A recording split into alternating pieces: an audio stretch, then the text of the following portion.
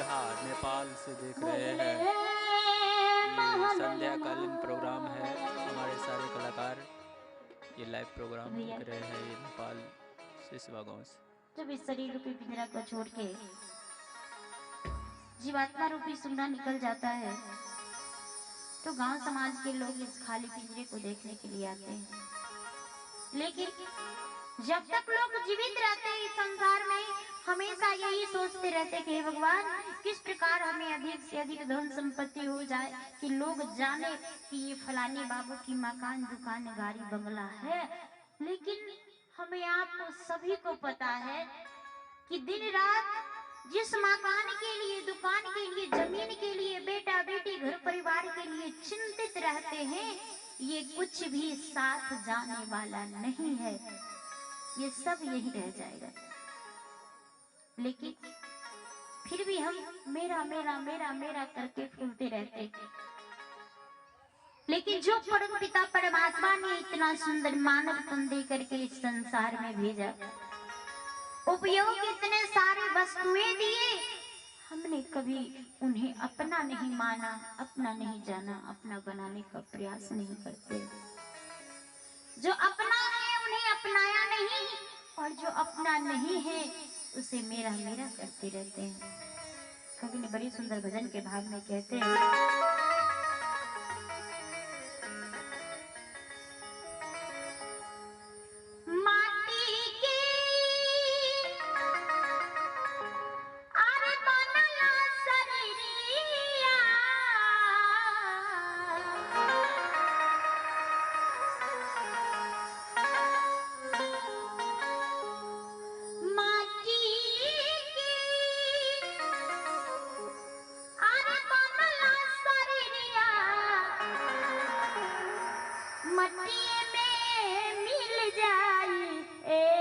भाई हो केहू कुछ लेके नहीं जाई, केहू कुछ लेके नहीं जाई। ए भाई हो केहू कुछ लेके नहीं जाई, केहू कुछ लेके नहीं जाई। ए भाई हो केहू कुछ लेके नहीं जाई।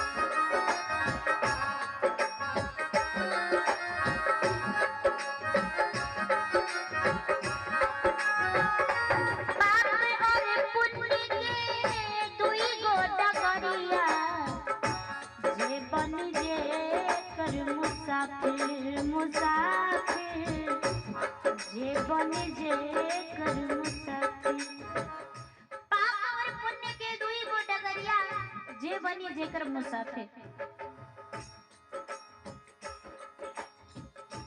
दूगो रास्ता है, दो रास्ता, एक पाप का एक पुण्य का। तो यहाँ प्रश्न उठता है कि पाप और पुण्य के दुई गो डगरिया जे बनी जेकर मुसाफिर। हमें ये मालूम कैसे होगा कि कौन रास्ता पाप के है, कौन रास्ते पुण्य के है? जब ये जानकारी रहेगी तब तो हम संभल के चलेंगे कि हमें कौन सा रास्ता जाना है। जबकि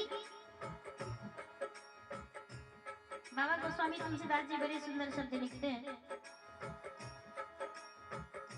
कर्म प्रधान विष रचि राखा, जो जस करहि सो तस फल चाखा। कहते हैं कि जो जैसा कर्म करते हैं वैसा फल भोगना पड़ता है। तो कर्म प्रधान है। अगर कोई शराब पी रहा है वो भी कर्म ही कहलाता है। कोई भजन कर रहा है वो भी कर्म ही कहलाता है। कोई जुआ खेलता है वो भी कर्म ही कहलाता है। और कोई सत्संग सुन रहा है वो भी कर्म ही कहलाता है। कर्म दोनों कहलाते हैं, पर इसमें धर्म कर्म कौन है और अधर्म कर्म कौन है, इनकी जानकारी कैसे मिलेगी? तो इनके लिए हमें सत्संग में जाना जरूरी है। जब तक संतों की संगति में नहीं जाएंगे तब तक हमें ये मालूम नहीं होगा कि शराब पीने से सेहत खराब होती है, बीमारियां होती हैं, दूध पीने से स्वास्थ्य अच्छी रहती है। जुआ खेलने से बुरा असर पड़ता है जीवन में। चाहे जुआ कोई भी खेले, किसी एक की जीत और दूसरे की हार निश्चित होती, इसीलिए जुआ की खेल नहीं खेलना चाहिए। तो इनकी हमें ज्ञान सत्संगत में ही, साधु की संगति में ही प्राप्त होगी। कहते हैं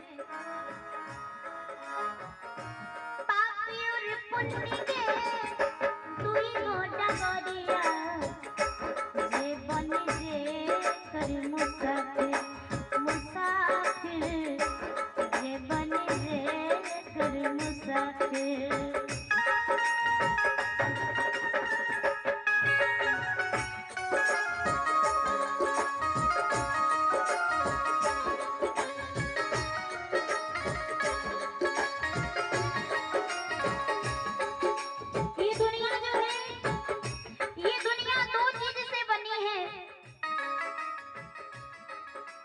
धरती, आकाश, आग और पानी, दिन रात, उजाला अंधेरा, पाप पुण्य, सुख दुख, जीवन और मृत्यु।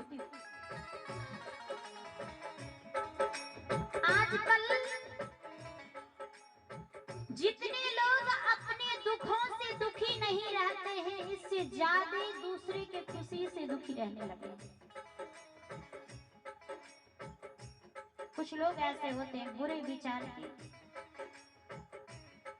जिसे दूसरे को देख के जलन सी होती है, पीड़ा होती है। कहते हैं भगवान आपने मेरे पड़ोसियों को सब कुछ दे दिया, मेरे पास तो कुछ भी नहीं है। ये मकान, दुकान, गाड़ी, बंगला, काश मेरा होता तो कितना अच्छा होता। लेकिन मैं भी चुप बैठने वाला नहीं, मुझे कुछ भी करना पड़े मैं करूंगा, लेकिन इसे नीचा दिखा के रहूंगा। और अगले को नीचा दिखाने के चक्कर में कुछ भी करने को तैयार हो जाते। अरे पाप होगा कि पुण्य होगा वो नहीं विचारते, सिर्फ धन आना चाहिए, कुछ भी करके अगले को नीचा दिखाना। और एक बात बताएं, यहाँ प्रश्न उठता है कि क्या धनवान होना अच्छी बात है?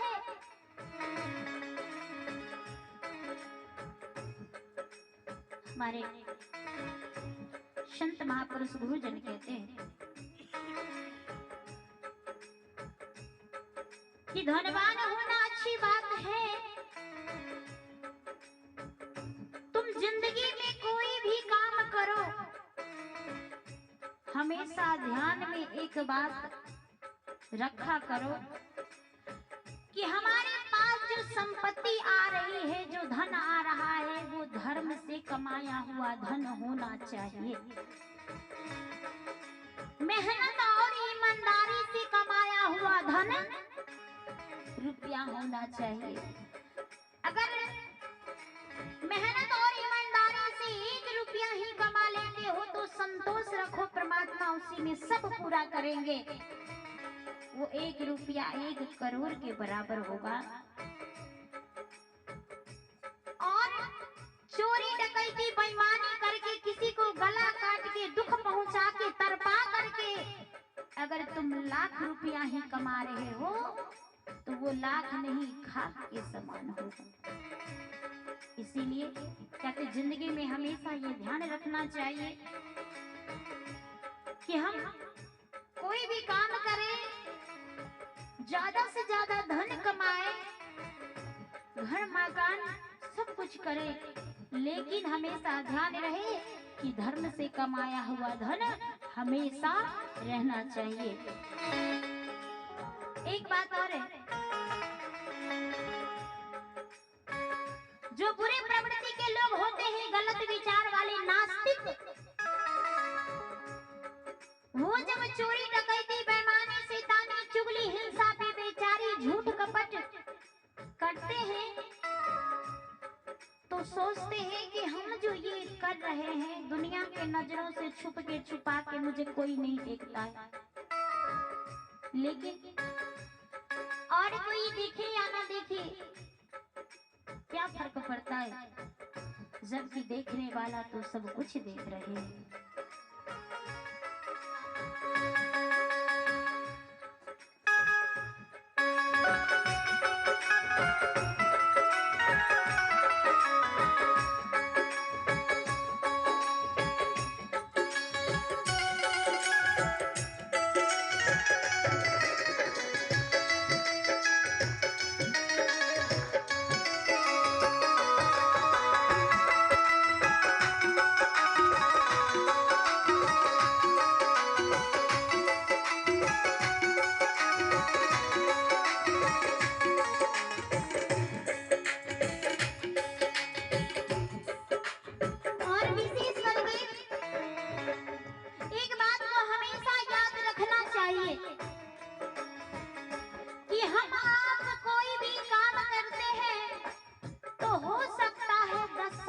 साल के बाद भूल भी जाते हैं, लेकिन वहाँ भूलने की कोई गुंजाइश नहीं है।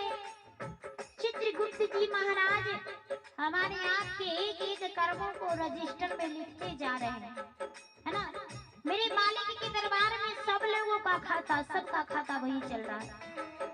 और जिस दिन हम यहाँ से जाएंगे एक एक पन्ने का हिसाब किताब होगा, देखा जाएगा इस जीवन में हमने कितना पाप किए, कितना पुण्य किए, आखिर पलड़ा किसका भारी होता है।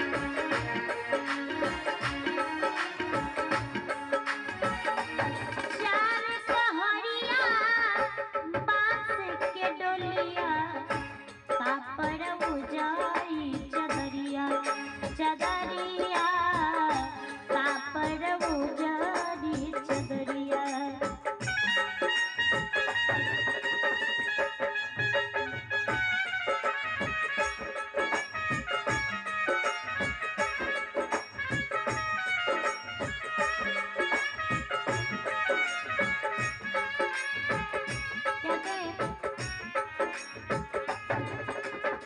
चार पहरिया बांस की डुलिया तापर उजरी चदरिया।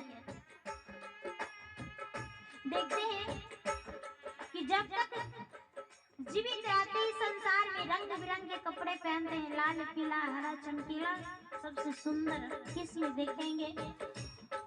कम से कम दिन में 2-3 कपड़े जरूर बदल लेते हैं। तो सभी को पता है कि चाहे राजा हो या भिखारी, गरीब हो या अमीर, बूढ़े हो या जवान, अंतिम समय में उजला वस्त्र ही उठाया जाता है कफन के रूप में। मैं आप तमाम श्रोता समाज से, माता बहनों से, सज्जन वृंद से ये जानना चाहूंगी कि आज तक आपने किसी को देखा है कि जब इस दुनिया से गया है, अंतिम विदाई हुई है, तो 5,000 वाली साड़ी या 10,000 वाला सूट पैंट पहन के यहाँ से कोई गया है क्या? किसी को देखे? सब यही रह जाता है।